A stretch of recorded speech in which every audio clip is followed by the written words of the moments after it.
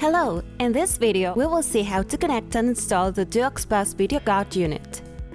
This guard unit can be installed either on the wall or on a desktop stand. It also includes a wall connector or socket for installation. In the following diagram, we can see the connection.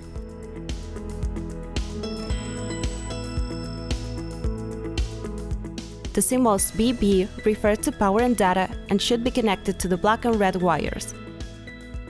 The plus 12 symbol is the 12-volt DC output current output for power and access controls or the electric lock release.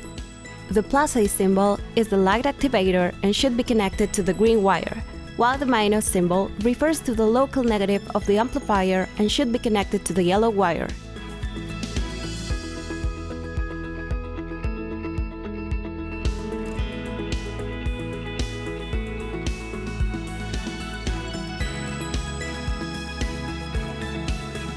That's all for now. Thank you for your attention and see you next time!